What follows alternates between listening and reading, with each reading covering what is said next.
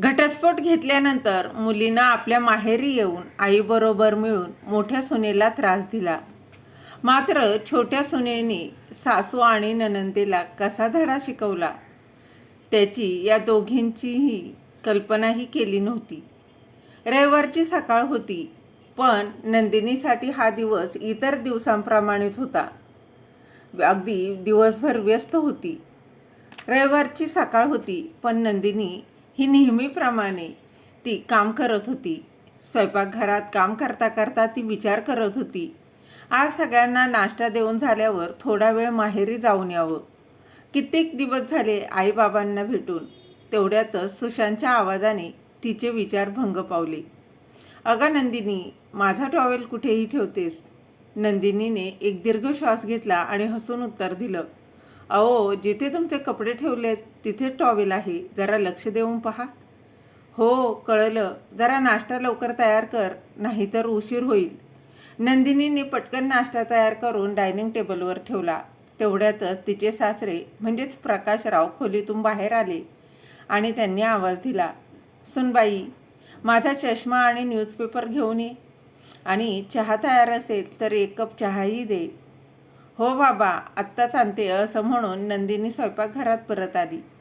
तेवढ्यात सासूबाईचा आवाज आला, सुनबाई, देवघरातलं तेल संपलंय, तू बाटली आणून ठेवली नाहीस, आणि ही गोष्टही तुला सांगावी लागेल. चहा कपात ओतता ओतता नंदिनी म्हणाली, डोक्यातूनच निघून गेला आई, आता घेऊन येते. तेलाची बाटली घेऊन ती पटकन देवघराच्या दिशेने धावली. दुसरीकडे सुशांत डायनिंग टेबलावर बसून पटापट नाश्ता करत होता आणि फोनवर आपल्या सहकाऱ्यांशीही बोलत होता. नंदिनी देवघरात तेलाची बाटली ठेवून परत आली आणि खोलीतल्या त्या पसाऱ्याकडे लक्ष दिलं. पण पुन्हा स्वयंपाकघरात धाव घेतली. अजूनही भरपूर कामं बाकी होती. तेव्हा सुशांत नाश्ता करून उठला, बॅग उचलली आणि दरवाजाकडे निघाला. मी निघतो नंदिनी, संध्याकाळी लवकर येतो. ठीक आहे, काळजी घ्या. सुशांत एका हातात बॅग आणि दुसऱ्या हातात फोन घेऊन बाहेर पडला. त्या दरम्यान प्रकाशराव डायनिंग टेबलवर बसून पेपर वाचत होते. त्यांच्यासमोर चहाचा कप ठेवत नंदिनी म्हणाली, हा घ्या बाबा तुमचा चहा. सासऱ्यांनी मान वर न करता विचारलं, सुनबाई, आजची बातमी वाचलीस का? सरकार पुन्हा लाईट बिल वाढवणार आहे. अगोदरच खर्च एवढा वाढला आहे आणि आता तूच सांग. तेवढ्यात सासूबाई देवघरातून बाहेर आल्या आणि म्हणाल्या, तुम्हाला तर तुमच्या न्यूजपेपरशिवाय दुसरं काहीच सुचत नाही. वरून घरातल्या सगळ्यांना या बातम्या ऐकून बोर करत असतात. स्वयंपाकघरात जाता जाता नंदिनीला थोडं हसू आलं. प्रकाशरावांनी एक नजर सासूबाईंवर टाकली आणि म्हणाली, अगं भाग्यवान, या जगात काय चाललंय हे माहीत असणं फार गरजेचं आहे. सासूबाई हात नाचवत म्हणाल्या, हो हो, पण तुमच्या या बातम्यांमुळे घरातलं काम होणार आहे का?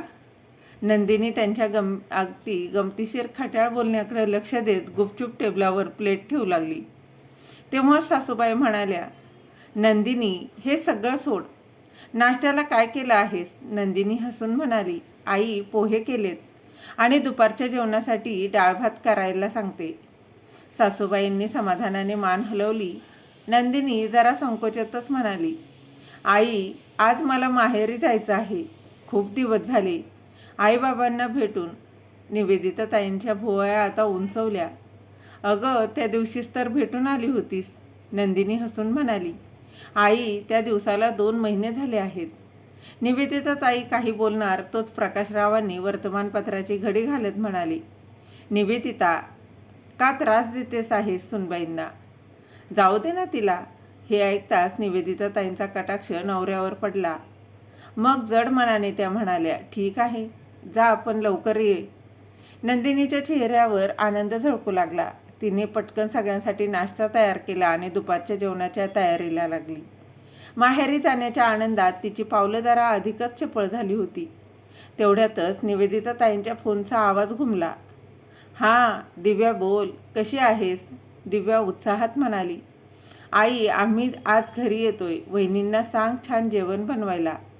हे ऐकताच निवेदिता ताईंच्या डोळ्यात चमक आली. अरे वा, खूप छान.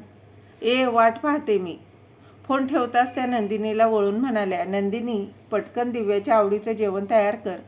जावई बापू आणि ती येत आहे. क्षणातच नंदिनीच्या चेहऱ्यावरच्या उत्साहाची लेकर मावळली आणि माहेरी जाण्याचा सारा आनंद आता मावळून गेला. ठीक आहे आई, एवढंच म्हणत ती पुन्हा स्वयंपाकघरात वळली. पण मनातल्या मनात मात्र शब्द उफाळत होते. दिव्याचं रोजचं आहे. 4-5 दिवस झाले नाहीत की टपकते इथे. तरीही मन मारत नंदिनी कामाला लागली आणि सकाळपासून न थांबता काम करणाऱ्या तिच्या हातांना आता दम जाणवत होता. पण तरीही दिव्याच्या आवडीचं जेवण तिने अगदी मन लावून तयार केलं. लवकरच दिव्या आपल्या नवऱ्यासोबत आणि 1.5 वर्षाच्या मुलीसह माहेरी पोचली. घरात गजबज वाढली. निवेदिताताई मुलीशी गप्पा मारण्यात रमल्या. प्रकाशराव जावयाशी बाजारभावांवर चर्चा करत बसले आणि दुसरीकडे नंदिनी मात्र घाण्याला झोपलेल्या बैलासारखीच धडपडत होती. लवकरच जेवणाची वेळ झाली. सगळे टेबलवर बसले. नंदिनीने सगळ्यांना ताटं वाढली. पण पहिला घास घेताच दिव्याने नाक मुरडलं. वहिनी, हे काय बनवले तुम्ही? आजही पानसट जेवण? मला मसालेदार आणि अगदी चमचमीत जेवण आवडतं, माहिती आहे ना? नंदिनी काही बोलणार तोच निवेदिताताई उपहासाने म्हणाला, किती वेळा सांगितलं हिला, तिखट चमचमीत केलं तरच जेवायला चव येते. पण ही ऐकेल तेव्हा ना. मग हसून पुढे म्हणाल्या, पण दिव्या, आता काळजी करू नकोस. काही दिवसात तुझ्या छोट्या भावाचंही लग्न होणार आहे आणि तुझ्या वहिनीने मुक्ताने हॉटेल मॅनेजमेंटचा कोर्स केला आहे. तिच्या हातचं जेवण अप्रतिम लागतं. दिव्या आनंदाने म्हणाली, हो आई, मग पुढच्या वेळी मुक्तानं बनवलेलं जेवणच खाईन. पण आता तरी या जेवणात गिळावं लागेल की. हे ऐकत नंदिनी गप्प राहिली. पण प्रकाशराव मात्र शांत बसले नाहीत. ते आपल्या ताटातला घास घेत म्हणाले, एकतर सकाळपासून बिचारी एका पायावर उभी राहून घरभर कामं करते आणि वर तुम्ही तिला सुनवता. यावर आता निवेदिताताई थंड आवाजात म्हणाल्या, तुम्ही तर सुनेला डोक्यावर घेतले. चूक असेल तर सांगण्यात काही गैर नाही. नंदिनीने डोळे मिटले. तिचं मन आता गडगडून रडत होतं. नंदिनी गप्प राहून स्वयंपाकघरात काम करू लागली. या सगळ्या बोलण्याची तिला सवय झाली होती. त्यामुळे कोणतीही प्रतिक्रिया न देता ती आपल्या कामात व्यस्त राहिली.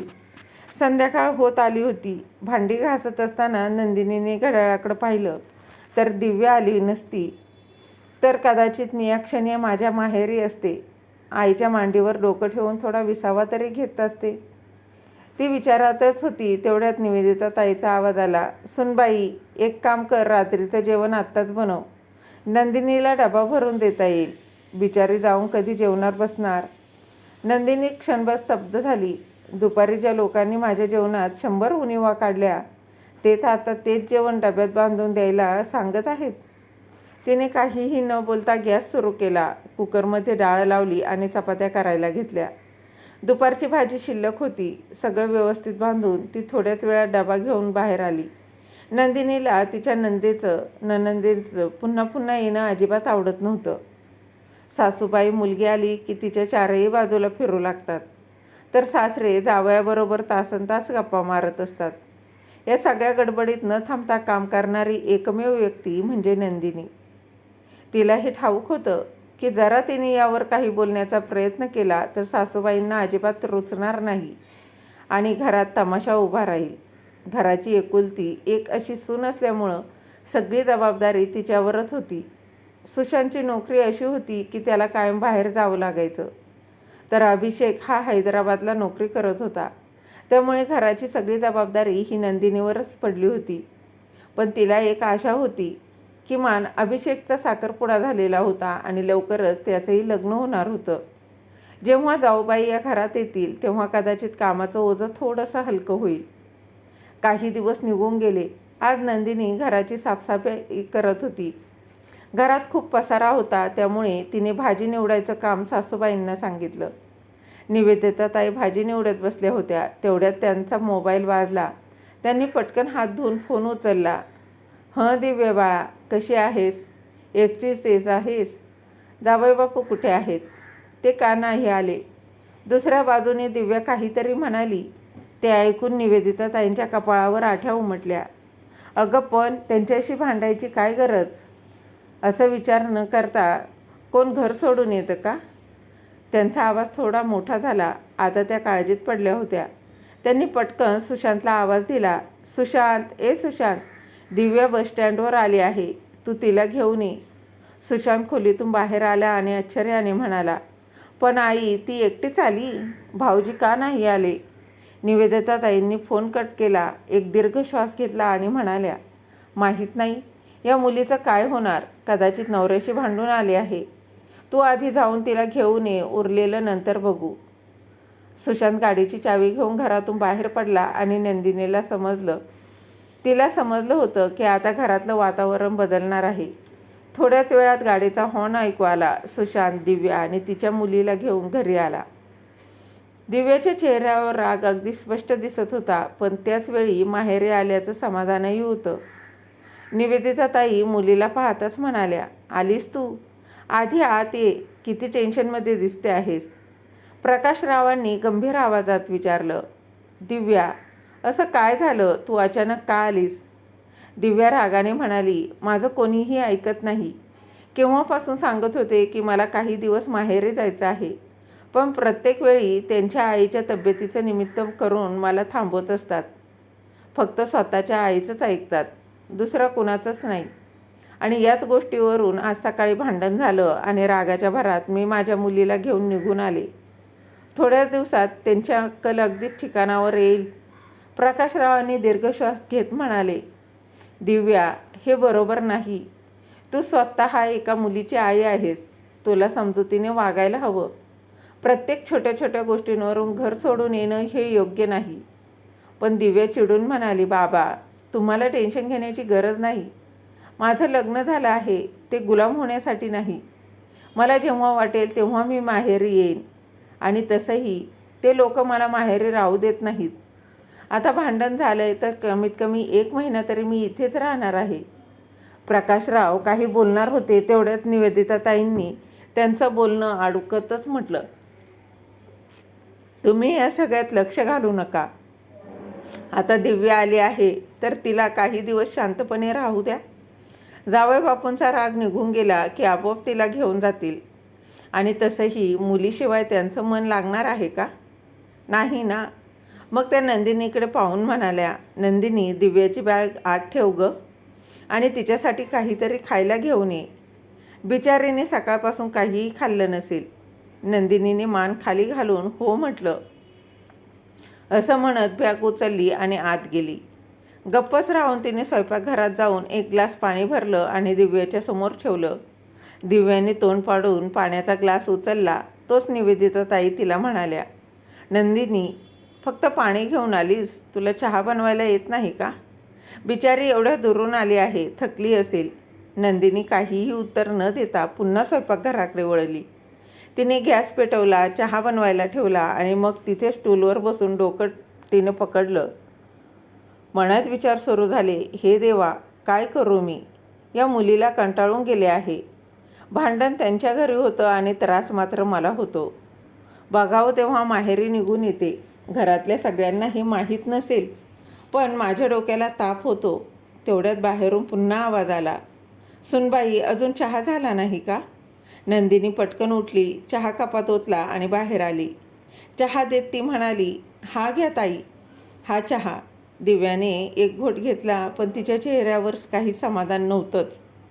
चहाचा कप टेबलावर ठेवत ती रागाने म्हणाली, अच्छा, आज मी एकटीच आले आहे म्हणून माझी किंमत उरली नाही का? फक्त चहा आणून दिलास, चहासोबत काहीतरी खायला तरी आणून शकली नसतीस का? नंदिनीचे पाय थबकले. ती काही बोलणार तोच निवेदिताताई तिला म्हणाल्या, नंदिनी, तू पण हद्द करतेस बघ. चहासोबत काहीतरी खायला का नाही आणलं? नंदिनी आपल्या रागावर नियंत्रण ठेवत हळूच म्हणाली, आत्ताच घेऊन येते आई. ती पटकन स्वयंपाकघरात गेली आणि ट्रेमध्ये बिस्किटं आणि थोडे चिप्स घेऊन आली. यानंतर ती काहीही न बोलता आपल्या कामात गुंतली. दिव्याने चहाचा घोट आईकडे घेतला आणि आईकडे पाहिलं आणि म्हणाली, आई, असं वाटतं की वहिनींना माझं इथे येणं खटकतंय. त्यांना माझं काम करावं लागतं म्हणून का? त्याचा त्रास होतो. निवेदिताताईंनी तिला तात्काळ समजावत म्हटलं, अगं, असं काही नाही. तू काळजी करू नकोस, मी आहे ना इथे. तुला कोणत्याही गोष्टीची कमतरता भासू देणार नाही. तेव्हा दिव्याने भुवया उंचवत टोमणा मारला. आई, तू भाजी नीट का करत आहेस? त्या महाराणीला हात हलवायला जमत नाही का? का तुला कामाला दुमते? अगं दिव्या, तुला तर माहीत आहे, घरात राहताना थोडंफार कामं आलीच. तेवढ्यातच दिव्याची मुलगी ती झोपेतून उठली आणि रडू लागली. निवेदिता ताईंनी मोठ्या आवाजात हाक मारली, अगं नंदिनी, पिऊला भूक लागली, तिच्यासाठी दूध गरम कर आणि तिची बाटली जी आहे ती उकळत्या पाण्याने स्वच्छ धुवून घे. तेवढ्यातच प्रकाशराव खोलीतून बाहेर आले. त्यांनी सगळं पाहिलं होतं. उदास स्वरात ते म्हणाले, निवेदिता, का दिवसभर सुनबाईंच्या डोक्यावर बसलेली असतेस? स्वतः उठू शकत नाहीस? निदान तुझ्या मुलीला तरी सांग, स्वतःचं काम स्वतः करायला शिकाव. त्यावर निवेदिता ताईंनी रागाने उत्तर दिलं, तुम्ही तुमच्या खोलीत जा आणि टी व्ही लावून भजन ऐका. माझ्या कामात ना खूपसू नका. प्रकाशरावांनी खोल श्वास घेतला आणि दिव्याकडे पाहत अगदी मृदू आवाजात म्हणाले, दिव्या बाळा, माझ्या बोलण्याचा राग मानू नकोस, पण तुला तुझ्या स्वभावात थोडासा बदल करायला हवा. दिव्या अगदी रागानेच फणकारली, का बाबा? तुम्ही नेहमी मलाच बदलायला सांगता. मी असं काय केलंय जे तुम्हाला माझ्या वागण्याबद्दल सतत तक्रार वाटते? प्रकाशराव शांतपणे समजावत म्हणाले, दिव्या, तू तुझ्या नवऱ्याशी भांडून माहेरी आली आहेस आणि तुझ्या सासरकडून अजून एकही फोन आलेला नाही. ही चिंतेची बाब नाही का? ते ऐकून दिव्या ठसक्यातच म्हणाली, तुम्हाला तर नेहमी फक्त माझ्या सासरच्या लोकांची काळजी वाटते, माझी नाही. मला तुमच्याशी काहीही बोलायचं नाही. आई, मी झोपायला जाते, असं म्हणत दिव्या पाय आपटत खोलीत निघून गेली आणि दरवाजा धाडकन बंद केला. प्रकाशरावांनी जड अंतकरणाने निवेदिता ताईंना पाहिलं आणि हाताश स्वरात म्हणाले, समजाव तिला, ती फक्त स्वतःबद्दलच विचार करते.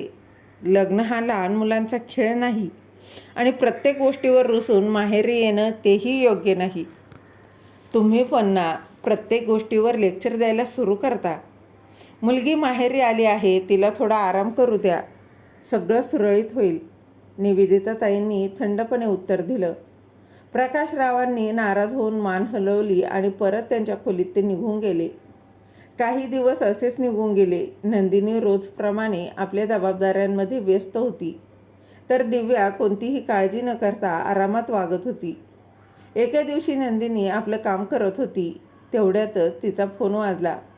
स्क्रीनवर पाहिलं तर आईचं नाव दिसत होतं. तिने हसत फोन उचलला. हॅलो आई. दुसऱ्या बाजूने आईचा हलकासा अगदी तक्रारीचा सूर ऐकू आला. काय नंदिनी, किती दिवस झाले, तुझा चेहरा पाहिलाच नाही. तुझी नणंद अजून गेली नाही का? नंदिनीने एक दीर्घ श्वास घेतला आणि हळू आवाजात म्हणाली, कुठे आई, ती तर जाण्याचं नावच घेत नाही. म्हणते जोपर्यंत तिचा नवरा माफी मागत नाही तोपर्यंत ती कुठेही जाणार नाही. मला तरी वाटत नाही की ती एवढ्या सहजासहजी जाईल. नंदिनीच्या आईला चिंता वाटू लागली. मग बाळा, तू माहेरी निघून ये, तुझंही थोडं मन बदलेल. नंदिनी हलकसं हसली आणि म्हणाली, काल मी सासूबाईंना माहेरी जाण्याबद्दल विचारलं तेव्हा त्या रागाने म्हणाल्या, घरामध्ये एवढं टेन्शन आहे आणि तुला माहेरी जायचं सुचत आहे. पण आता त्यांना कोण समजवणार की टेन्शन फक्त आमच्यासाठी आहे, दिव्यासाठी तर नाही ना. ती तर खूप आनंदात आणि मजेत राहते, सासरपासून मुक्त झाली आहे. आता तर रोज रात्री उशिरापर्यंत टी व्हीवर पिक्चर बघत बसते आणि सकाळी 11 वाजल्याशिवाय उठत नाही. आईने एक खोल श्वास घेतला. असू दे, काही हरकत नाही बाळा, फक्त तू तुझी काळजी घे, मला तुझी खूप चिंता वाटते. नंदिनीने हसायला प्रयत्न केला आणि म्हणाली, आई, तू माझी काळजी करू नकोस, उलट तुझी काळजी घे. फोन ठेवून नंदिनीने घड्याळाकडे पाहिलं. दुपारच्या जेवणाची वेळ झाली होती. ती पटकन केसांचा आंबाडा बांधत स्वयंपाकघराकडे जाणार होती. तेवढ्यातच दिव्याचा आवाज आला, वहिनी, माझ्यासाठी 1 कप चहा बनवाल का? उठली महाराणी. नंदिनी बडबडू लागली आणि दिव्यासाठी चहा बनवू लागली. दिव्या उठल्यानंतर निवेदिता ताई पटकन तिच्या खोलीत गेल्या. त्यांनी प्रेमाने तिच्या डोक्यावरून हात फिरवला आणि म्हणाल्या, दिव्या बाळा, तुला माहीत आहे ना, पुढच्या महिन्यात तुझ्या भावाचं लग्न आहे.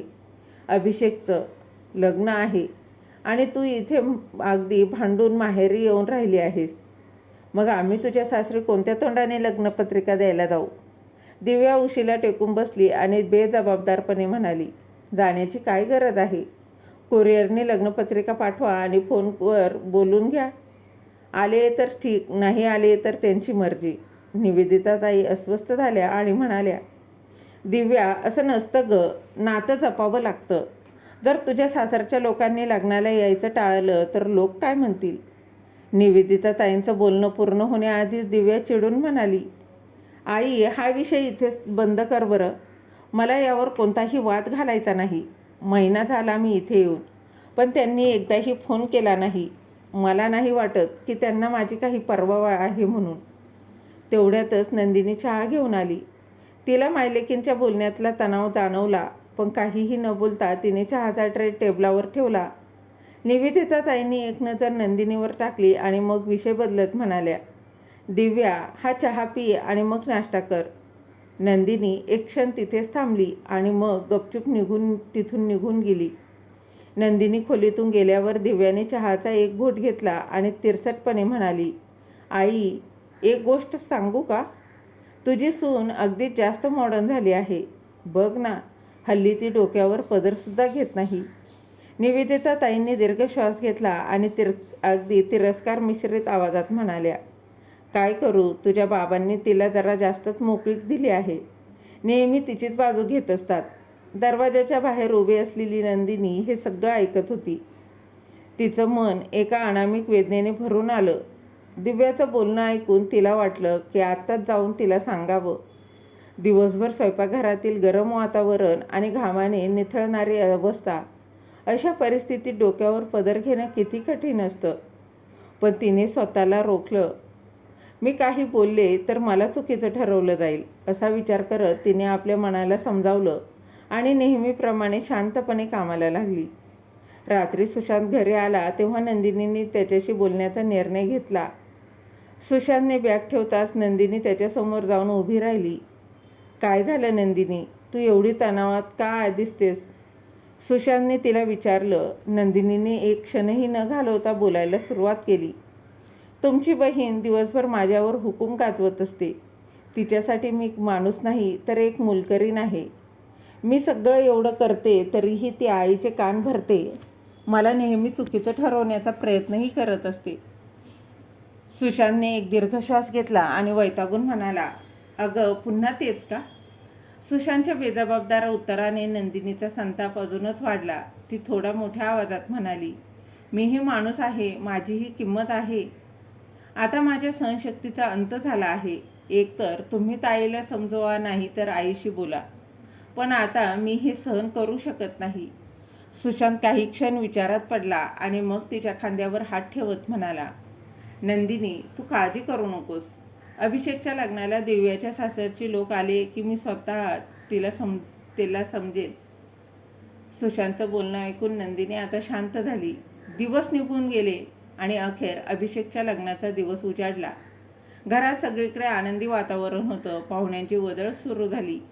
दिव्या गर्दीत आपले सासू सासरे आणि नवऱ्याला शोधत होती, पण कोणीच न दिसल्यामुळे तिचा चेहरा रागाने लालबुंद झाला.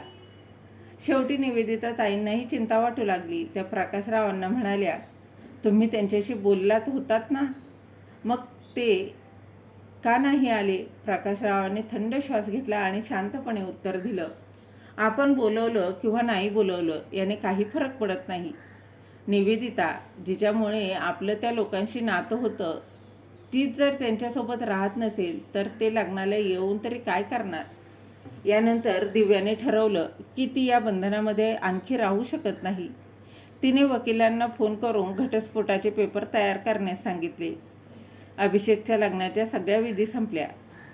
नवीन सून मुक्ता ही शिकलेली, समजूतदार आणि काळाच्या प्रवाहात पुढे जाणारी मुलगी होती. मात्र संस्कारांशी तिचं नातं तितकंच घट्टही होतं. ती नंदिनीला घरातील सर्व कामं करताना पाहायची आणि काहीही न बोलता स्वतःही मदतीला लागायची. लवकरच मुक्ताला एक गोष्ट अगदी स्पष्ट झाली. नंदिनी सतत घरातील कामात गर्क असायची, तर दिव्या फक्त बसून आदेश द्यायची. लग्नाला आता आठवडा उलटला तरी दिव्याने आपल्या सासरी जाण्याची तयारी दर्शवली नाही. पण नव्याने लग्न झालेल्या असलेल्या मुक्ताला यावर काही बोलणं योग्य वाटलं नाही. सकाळी नंदिनीने घरातील सगळी कामं उरकून तिने कपडे धुण्यासाठी मशीन लावली. लग्नाच्या गडबडीत कपडे धुण्यास वेळच मिळाला नव्हता. कपड्यांचा मोठा ढीक वाहून मुक्ता पटकन तिच्याजवळ आली आणि ती म्हणाली, वहिनी, एवढे सगळे कपडे तुम्ही एकटे कशी धुणार? थांबा, मीही मदत करते. नंदिनी हसत म्हणाली, मुक्ता, तुझं नुकतंच लग्न झाले, अजून तुझ्या हाताची मेहंदीही पुसलेली नाही. काम करायला तर संपूर्ण आयुष्य पडले. मुक्ता हसून म्हणाली, त्यात काय विशेष? आपण दोघी मिळून केलं तर कामही पटकन होईल आणि गप्पाही मारता येतील. पहिल्यांदाच कोणीतरी नंदिनीच्या आरामाची काळजी घेत होतं. तिच्या चेहऱ्यावर हलकंसं हास्य उमटलं. मुक्ता कपडे मशीनमध्ये टाकत असतानाच तिची नजर शेजारी ठेवलेल्या काही छोटेसे घाणेरडे कपडे आणि येणाऱ्या दुर्गंधीकडे गेली. ती म्हणाली, वहिनी, हे कपडेही तुम्ही धुणार आहात? नंदिनी हसत म्हणाली, पण त्या हसण्यात एक प्रकारची कडवट सवयी होती. आता तर सवय झाली आहे. मुक्ताने उत्सुकतेने विचारलं, सवय म्हणजे? नंदिनी काही क्षण गप्प राहिली, पण मुक्ताने पुन्हा विचारताच नंदिनीने मनातला सारा भार हलका करत सगळं सत्य सांगितलं. ते ऐकून मुक्ता अवाक झाली. म्हणजे दिव्याताई सासरे जाणारच नाहीत? नंदिनीने फक्त हलकंसं स्मित करून मान हलवली. नाही, आणि जाण्याची त्यांची इच्छाही दिसत नाही. आता तर गोष्ट घटस्फोटापर्यंत पोहोचली आहे. मुक्ताला हे ऐकून धक्काच बसला. तिने नंदिनीच्या चेहऱ्याकडे पाहिलं. तिच्या डोळ्यात वेदना आणि थकवा अगदी स्पष्ट दिसत होता. वहिनी, तुम्ही गप्प का? या अन्यायाविरुद्ध आवाज उठवायला हवा ना? सगळं निमूट का सहन करताय? नंदिनीने दीर्घ श्वास घेतला, मान खाली घातली आणि हलक्या आवाजात म्हणाली, काय करू मुक्ता, या घरात मला बोलूच दिलं जात नाही. मी त्रास सांगण्याचा प्रयत्न केला की सासूबाई म्हणतात, माझी मुलगी माहेरी आली आहे, तिला त्रास देऊ नकोस. आणि दीर सुशांत म्हणतात. मुक्ताच्या रागाने लाल झालेला चेहरा स्पष्टच बोलत होता, म्हणजे तुम्ही गप्प बसणार? गरजेपेक्षा जास्त सहन केलं तर लोक तुमचा फायदा घेत राहतील. मुक्ता आणि नंदिनी वॉशिंग मशीन लावत बोलत होत्या. इतक्यातच निवेदिताताईंचा मोठा आवाज आला. मुक्ता, कुठे आहेस? मुक्ताने पटकन हात धुवून उत्तर दिलं, आई, मी वहिनींची मदत करत आहे. तेवढ्यातच निवेदिताताईंसोबत दिव्याही त्या ठिकाणी आली. मुक्ता, आज तू पहिल्यांदा स्वयंपाकघरात पाऊल टाकतेस. काहीतरी गोड बनव, निवेदिताताईंनी आदेश दिला. थोड्याच वेळात संपूर्ण घरात सुगंध पसरला. अरे वा, काय अप्रतिम वास येतोय. पहिला घास घेताच दिव्या म्हणाली, मुक्ता, तू तर कमाल केलीस. हॉटेलमधले मोठमोठे आचारीही तुझ्यासमोर फेल होतील. घरातील सर्वांनी मुक्ताच्या हातच्या जेवणाची चव चाखली आणि तिच्या कौशल्याचं कौतुक केलं. पण तेवढ्यातच दिव्याच्या तोंडून असं काही निघालं ज्यामुळे संपूर्ण वातावरण बदलून गेलं. एवढ्या दिवसापासून नंदिनी वहिनींच्या हातचं बेस्वाद जेवण जेवून मला अक्षरशः कंटाळा आला होता. आज कित्येक दिवसांनी खऱ्या अर्थाने स्वादिष्ट जेवण खायला मिळालं. नंदिनी जेवण वाढत होती. एक क्षण ती थबकली. मुक्ताने गपचूप पाण्याचा पेला उचलला, एक दीर्घ श्वास घेतला आणि शांत पण तिखट आवाजात म्हणाली, दिव्याताई, मी पण नंदिनी वहिनींच्या हातचं जेवण खाल्लंय आणि मला तर ते अतिशय चविष्ट वाटतं.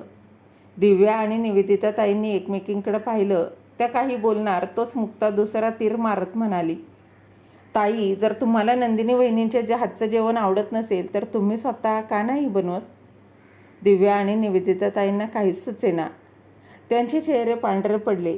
मुक्ता मात्र शांतपणे तिथून निघून गेली. डायनिंग टेबलवर बसलेले प्रकाशराव हे सगळं ऐकत होते. मुक्ताच्या निर्भीड स्वभावाने ते मनोमन संतोषही मानत होते. शेवटी कोणीतरी आलं या घरात, जो या मायलेकींचं तोंड कायमचं बंद करू शकतो. दुसऱ्या दिवशी सकाळी नंदिनीची तब्येत बिघडली होती. तिचं डोकं जड झालं होतं, अंगभर कणकणही होती. तरीही ती नेहमीप्रमाणे उठून घरकाम करू लागली. मुक्ताने पाहिलं आणि त्या क्षणी पुढे होत म्हणाली, वहिनी, तुम्ही जाऊन आराम करा, हे सगळं मी पाहते. नंदिनी थोडी दचकून म्हणाली, पण मुक्ता, अजून खूप कामं आहेत. मुक्ताने तिचा हात हळूवार पकडत ती प्रेमाने म्हणाली, वहिनी, तुम्ही स्वतःला इतकं कामात गुरफटून घेताय की स्वतःची तब्येत सांभाळायला विसरताय. मग आजारी पडणार नाही तर अजून काय होईल? तुम्ही जा आणि आराम करा. सगळं मी सांभाळते. नंदिनी अवाक झाली. पहिल्यांदाच तिला वाटलं की कोणी तिची खरंच काळजी घेत आहे. ती हळूहळू आपल्या खोलीत गेली. सकाळचे आता 11 वाजले. दिव्याला झोपेतून जाग आली. डोळे चोळतच ती बाहेर आली आणि इकडे तिकडे पाहू लागली. कदाचित नंदिनीला शोधत होती. तिला नंदिनी दिसली नाही. समोर मुक्ता दिसली. ती चिडक्या आवाजात म्हणाली, मुक्ता, माझ्यासाठी एक कप चहा बनव. आलं घालून. माझं डोकं खूप जड झाले. आणि हो, पिहूचे कपडे पण धुवून टाक. मुक्ताने एक क्षणही वाया न घालवता पटकन उत्तर दिलं. ताई, पिहूची सुसू आणि पोटीची कपडे मी धुवू शकत नाही. तुमची मुलगी आहे तर ही जबाबदारी तुमची आहे. आणि जर तुमचं एवढंच डोकं दुखत असेल तर इथून पुढे रात्रीच्या 2 वाजेपर्यंत TV बघण्याऐवजी तुमची झोप पूर्ण करत जा. आणि राहिली कडक चहा बनवण्याची गोष्ट, तर हो, तुम्ही स्वतः बनवू शकता. मला अजून भरपूर कामं आहेत. एवढं बोलून मुक्ता स्वयंपाकघरात निघून गेली. आणि मुक्ताचं बोलणं ऐकून दिव्याच्या पायाखालची जमीनच सरकली. नंदिनी वहिनींनी आजपर्यंत मला कधीच उलट उत्तर दिलं नव्हतं. आणि ही माझ्यासमोर तोंड उघडत आहे. दिव्याचा रागाने चेहरा लालबुंद झाला. आपलं बोलणं संपवून मुक्ताने जवळच असलेल्या पाण्याचा ग्लास घेतला आणि नंदिनीसाठी औषधं घेऊन तिच्या खोलीत गेली. तेव्हा नंदिनी म्हणाली, काय झालं? काही त्रास आहे का? तर मुक्ता म्हणाली, नाही वहिनी, टेन्शन घेण्यासारखं काहीही नाही. दिव्याताई मला चहा बनवायला सांगत होत्या तेव्हा मी त्यांना अगदी स्पष्ट सांगितलं, जर चहा प्यायचा असेल तर स्वतः बनवा. मुक्ताचं हे बोलणं ऐकून नंदिनी घाबरली. काय? तू दिव्याताईंसाठी चहा बनवला नाहीस? मुक्ता म्हणाली, नाही तर काय? मी या लोकांची गुलामी घेतलेली नाही. जे चुकीचं दिसलं त्यावर बोलायलाच हवं. नंदिनी विचार करू लागली. तेव्हा मुक्ता म्हणाली, वहिनी, तुम्ही टेन्शन घेऊ नका. तुम्ही बघा मी कसं तिला सरळ करते. आठवड्याच्या आत दिव्याताईंना त्यांच्या सासरे पाठवलं नाही तर माझंही नाव मुक्ता नाही. मुक्ताच्या उत्तरानं दिव्याला धक्काच दिला. तिने कधीच विचारही केला नव्हता की या घरात कोणी तिला पटवून उत्तर देऊ शकतं. ती रागाने पाय आपटत निवेदिता ताईंजवळ गेली आणि ठसक्याने म्हणाली, आई, तुझ्या या नवीन सुनबाईंनी हद्दच पार केली बघ. माझ्याशी असं बोलत होती की मी या घरची पाहुणी आहे आणि ती मालकीन. निवेदिता ताई हसत म्हणाल्या, पण झालं तरी काय? आई, मी फक्त एवढंच म्हणाले होते की माझं डोकं जड वाटत आहे म्हणून माझ्यासाठी 1 कप कडक चहा बनव. पण ती उलट उत्तर देऊन म्हणाली, ज्याला जे हवं आहे ते स्वतः बनवून घ्या. आई, ती कुठली महाराणी आहे ग? निवेदिता ताई म्हणाल्या, तिचं एवढं धाडस? तू काळजी करू नकोस. अजून लग्नाला 1 आठवडाही झाला नाही आणि माझ्या मुलीला उलट उत्तर देऊ लागली. तिला तर मी बघतेच. निवेदिता ताईंनी पटकन आवाज दिला, मुक्ता, मुक्ता, जरा इकडे. मुक्ता अगदी बिनधास्तपणे बाहेर आली आणि म्हणाली, काय झालं आई? काय काम होतं का? निवेदिता ताई कडक आवाजात म्हणाल्या, तू दिव्याशी कशी बोलत होतीस? ही कोणती पद्धत आहे बोलण्याची? मुक्तानं घाबरता म्हणाली, आई, मी तर फक्त तेच बोलले जे खरं होतं. ताईंना चहा हवा होता तर त्या स्वतः बनवू शकत होत्या. आणि गोष्ट फक्त चहा बनवण्याची नव्हती. मला पिहूची कपडे धुवायला सांगत होत्या. मी का त्यांच्या मुलीच्या सुसूची आणि पोटीची कपडे धुवू? हे काम ताई स्वतः का करत नाही? तेव्हा दिव्या रागाने म्हणाली, आता तू मला शिकवणार काय करायचं काय नाही? तेव्हा मुक्ता एक पाऊल पुढे येऊन म्हणाली, शिकायला तर हवंच ताई. तुम्हाला दुसऱ्याकडून काम करून घ्यायची सवय लागली आहे. नंदिनी हे सगळं ऐकून तिच्या खोलीतून बाहेर आली. निवेदिता ताई तिला पाहून म्हणाल्या, नंदिनी पण आली. नंदिनी, तूच आता हिला समजव काय बरोबर आहे आणि काय चुकीचं. नंदिनीने तिच्या सासूबाईंकडे पाहिलं आणि मग दिव्याच्या नजरेला नजर देऊन म्हणाली, एकदम बरोबर करत आहे. यामध्ये चुकीचं काय आहे? निवेदिता ताई आणि दिव्या दोघीही सुन्न झाल्या. नंदिनी पुढे म्हणाली, दिव्याताई, हे घर फक्त तुमचं नाही, आमचं पण आहे. आम्ही या घरच्या सुना आहोत, मोलकरीण नाही. आणि इथं सर्वांना समान अधिकार मिळायला हवा. इथं राहायचं असेल तर काम पण करायला लागणारच ना. मग ती सून असू द्या, नाही तर या घरची मुलगी. निवेदिता ताईंनी पहिल्यांदाच नंदिनीच्या डोळ्यामध्ये आत्मविश्वास पाहिला.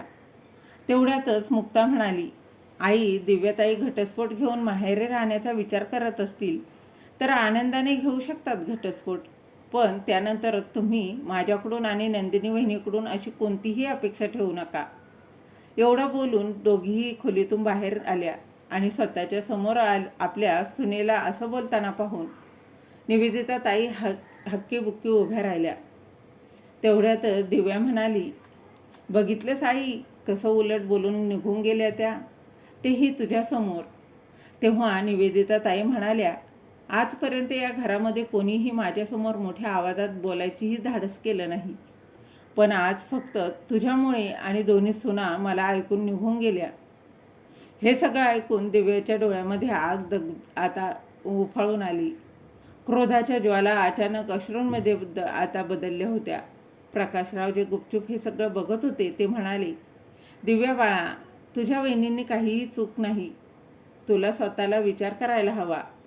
जर उद्या तुझी नणंद तुझ्या घरी येऊन राहू लागली आणि तुला आदेश देऊ लागली, तुझ्या विरुद्ध तुझ्या सासूबाईंना भडकवू लागली, तेव्हा तू हे सगळं सहन करू शकशील का? तेव्हा तुला कसं वाटेल? तुझं सासरच तुझं खरं घर आहे, ही गोष्ट तुझ्या डोक्यात चांगली बसव. तेव्हा निवेदिता ताई म्हणाल्या, हे बघ दिव्या, छोट्या छोट्या गोष्टींवरून भांडणं करून असं माहेरी येणं अजिबात बरोबर नाही, आणि घटस्फोट देण्याबद्दल विचार करणं याबरोबर हे देखील बरोबर नाही. तुला एक मुलगी आहे, आता तिच्या भविष्याबद्दल विचार कर आणि तुझ्या सासरे आनंदाने परत जा. मी तुझ्याबरोबर येते तुला सोडवायला. हो आई, कदाचित तू बरोबर बोलत आहेस. आता मी अजून जास्त इथे थांबू शकत नाही, असं म्हणून दिव्या तिची बॅग भरू लागली. दिव्याला आपली बॅग भरताना पाहून नंदिनी आणि मुक्ता यांनी एक दीर्घ श्वास घेतला. जवळपास 2 तासानंतर निवेदिता ताई आपल्या मुलीला तिच्या सासरी सोडून परत आल्या.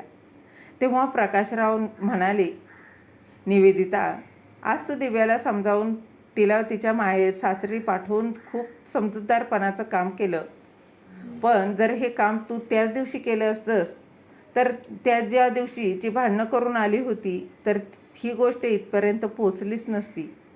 तर मग मित्र आणि मैत्रिणींनो, लहान सुनबाईंनी जो व्यवहार केला तो बरोबर होता की मोठ्या सुनेने सहन केला तो बरोबर होता? कमेंटमध्ये नक्की सांगा. आणि कथा आवडली तर कथेला लाईक शेअरसुद्धा नक्की करा. भेटूया अशाच एका नवीन कथेसोबत. तोपर्यंत धन्यवाद.